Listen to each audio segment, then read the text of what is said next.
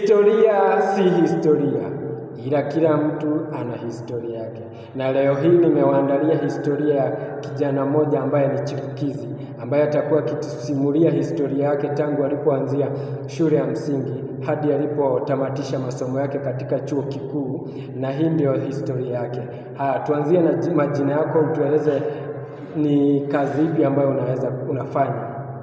Kwa majina ni Wainaina Steven. Kazi ninayoifanya ni ya stima hapa na pale na kazi zinginezo. So Steven, nimesikia kwamba wewe ni mfanyabiashara na bado wewe unasoma. Unaweza aje kubalance hiyo wakati wa kusoma na wakati wa kufanya biashara? Kuna ile masaa unayoweka kwa darasa na kunayo masaa hauko kwenye darasa, so yote unaunganisha, fanya kitu kingine ukitokana na masomo.